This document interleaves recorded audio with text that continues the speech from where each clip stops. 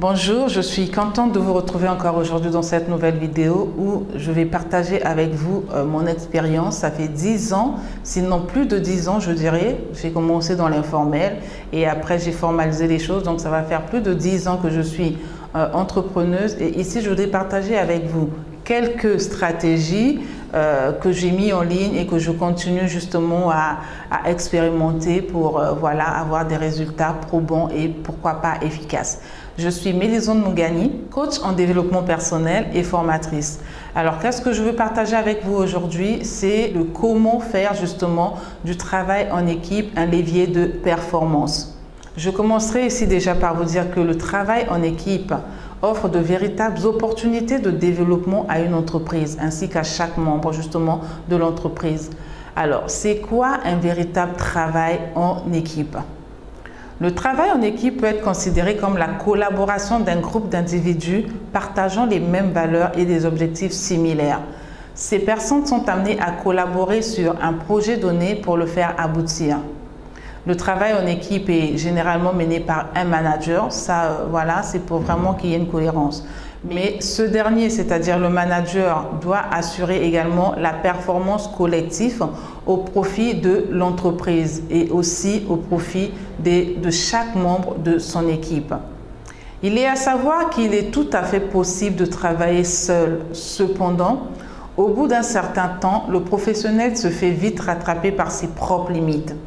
Avec le travail en équipe, la performance d'équipe est mise en avant pour atteindre des objectifs fixés.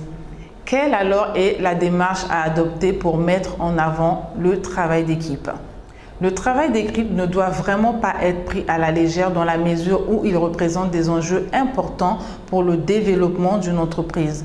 Alors, voici quelques démarches à suivre, d'accord, pour faire fonctionner correctement le travail en équipe, des démarches que justement je vous propose de suivre. La première démarche est de choisir un bon manager. Le bon manager tient un rôle important dans l'organisation d'un travail en équipe. Il veille à la cohésion entre les membres, mais aussi à l'atteinte des objectifs fixés dans le cadre d'un projet. Pour ce faire, son rôle, donc celui du manager, consiste à dispatcher les tâches en fonction des performances de chaque personne. Ainsi, le manager doit être une personne qualifiée, mais aussi il doit respecter les membres de son équipe. La seconde démarche est celle de définir des objectifs clés et précis. Sans objectifs clairs, une équipe ne peut collaborer correctement. Ainsi, pour assurer la performance d'équipe, il est indispensable de définir des objectifs pour la réalisation d'un projet, mais pas uniquement. Chaque membre doit prendre conscience de son rôle dans l'atteinte de buts fixés dans toute l'équipe. Une équipe doit collaborer d'une manière organisée pour faire ressortir l'intelligence collective, ce qui nous emmène à justement assurer une bonne organisation de l'équipe.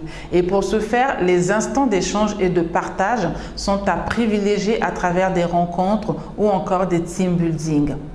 Les séances de groupe sont un moyen efficace pour faire émerger de nouvelles idées et les recommandations. À cet effet, il faut aussi tenir compte des enjeux communicationnels pour développer l'esprit d'équipe et assurer un bon dépassement de soi.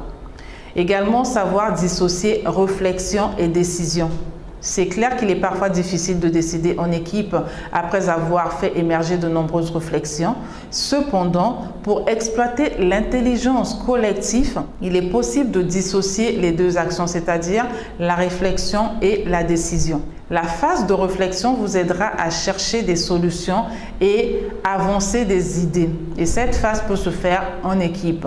Quant à la phase de décision, elle peut rester en dehors de l'équipe, c'est-à-dire au niveau du manager et des entités décisionnelles.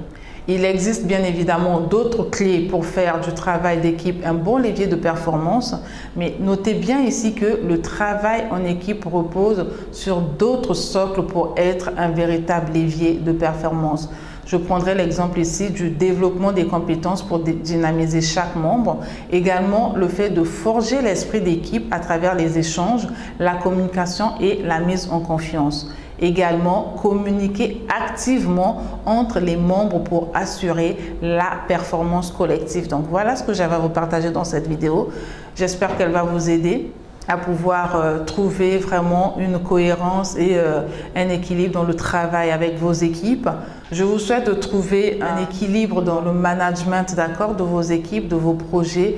Également, à laisser un commentaire, à rajouter également dans les commentaires d'autres clés que vous avez qui pourraient aider notre communauté à émerger et aller plus loin, toujours dans le cadre de l'entrepreneuriat avec passion et ensuite réussir.